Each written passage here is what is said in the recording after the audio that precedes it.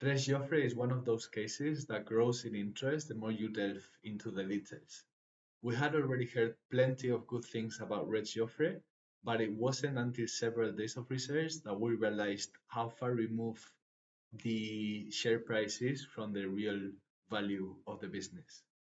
After having grown sales and profits at double digits for the last decade, the fastest growing businesses, such as the CDMO business, which increased sales by 40% in 2024, and the osteoarticular business, whose sales increased from 16 million euros in 2019 to around 70 million euros in 2024, now account for 40% of Reig Jofre's sales.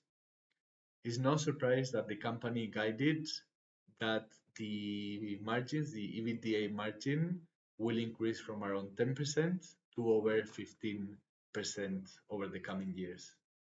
We believe that the company will continue its high growth rates and that at current prices, share appreciation will be in line at least with operating profit growth over the medium and long term.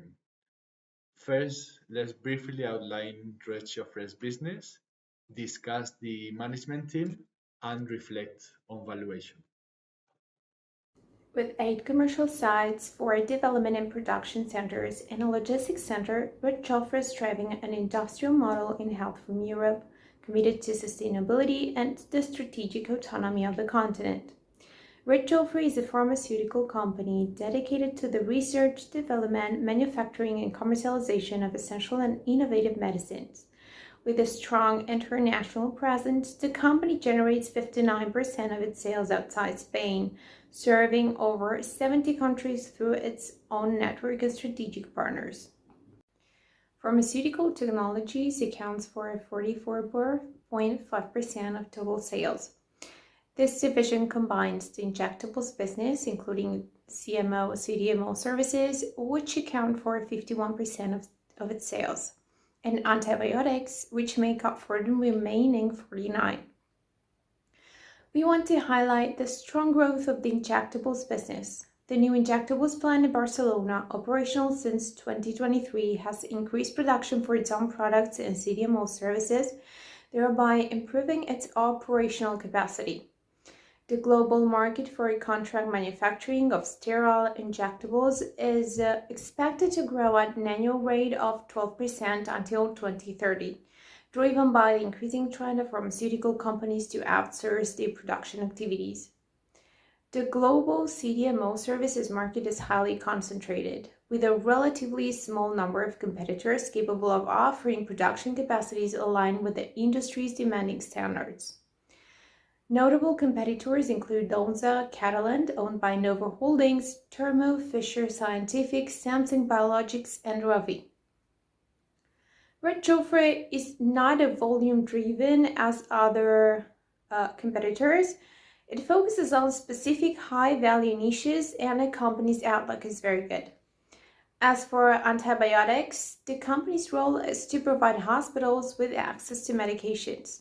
These are largely essential medicines with regulated prices.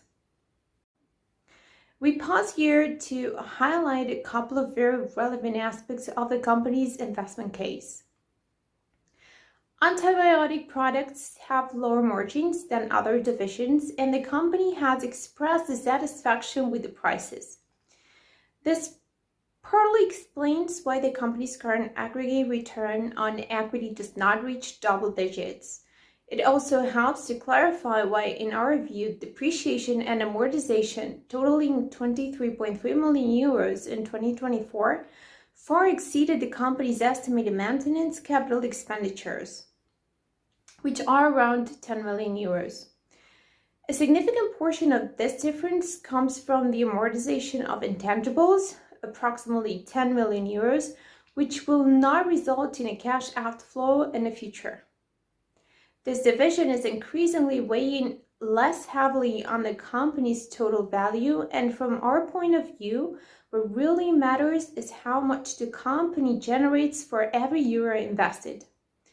The return on capital employed of the injectables division and major expansion projects is very attractive.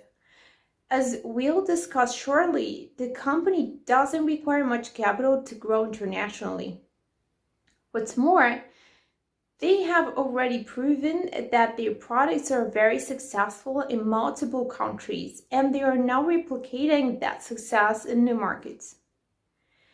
With simple financial modeling and following the company's margin estimates, we can see how the return on equity will indeed rise to around 12 to 13% over the next 4 or 5 years. As always, the key to considering an investment is identifying its value creation levers and getting ahead of the curve. And in this case, we see that conducting a detailed analysis for those willing to dedicate the time to it has a significant payoff.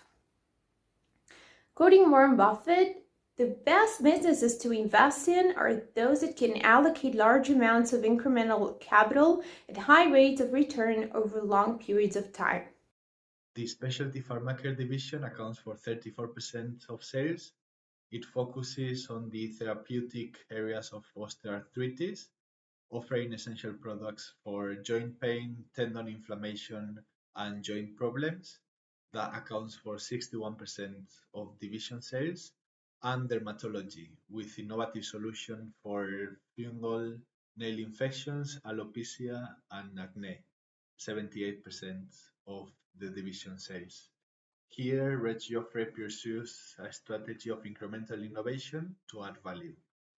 As we mentioned at the beginning, sales of the osteoarthritis business have increased from 16 million euros in 2019 when it acquired the pharmaceutical assets of Ibero-America, which at the time it was only present in Spain, to around 70 million euros in 2024, proving the success of the international strategy. The business was acquired for 46 million euros, and this is playing a key role in the international growth. In this graph, we can see Red Joffre's market share, which has increased substantially in a country like Poland, reaching around 41%. With such great products and excellent competitive position to expand internationally, the company only needs to hire a sales team, open an office, so it's a very capital light business model, and we believe it will continue growing very successfully.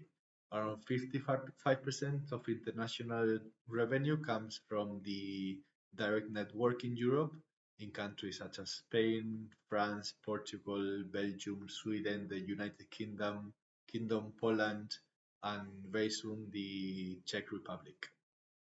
Added to this structure is a network of commercial partners in more than 70 different countries.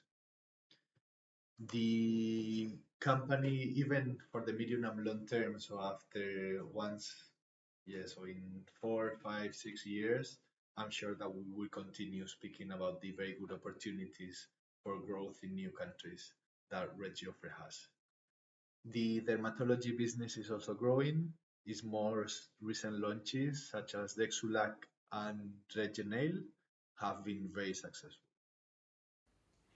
And finally, consumer healthcare, which accounts for 21.5% of total sales.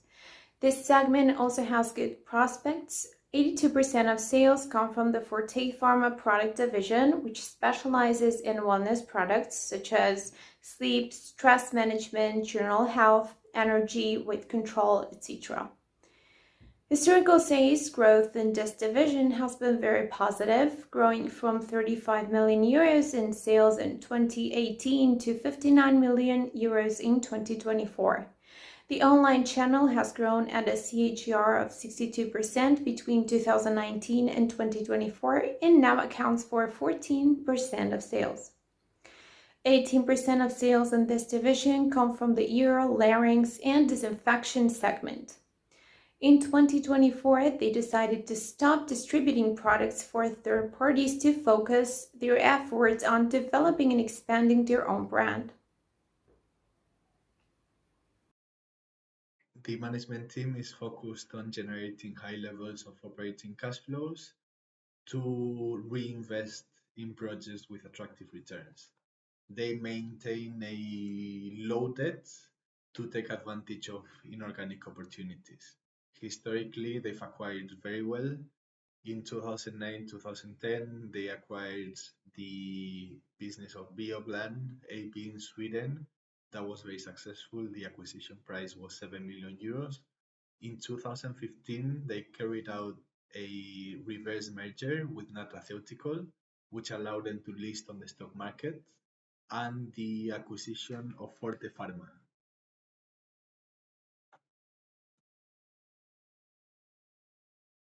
Let's go ahead with the Excel. We see positive sales performance in all three divisions: pharmaceutical technologies, specialty pharmacare, and consumer healthcare. Also, the strong increase in CDMO sales, in particular in the specialty pharmacare business, where the strong growth in the osteoarticular area stands out. We can also see the good growth of Forte Pharma. To make our estimates, we have assumed that in the pharmaceutical technologies business, the CDMO business will continue to grow strongly over the next few years, normalizing towards a 14% rate and the other areas at 2%. Similarly, in the specialty pharma business, we have estimated the same growth for CDMO, and that part of the business will maintain the growth of recent years, and other parts will see growth levels of 7%. For the latter division, in Forte Pharma, we have estimated 9% growth, and in the rest of Reig Jofre business, 2.8%. We see how the EBITDA evolution over the last few years has also been very good. For the future, the company has indicated that it aims for it to exceed 15%. With that reference, we have estimated future EBITDA.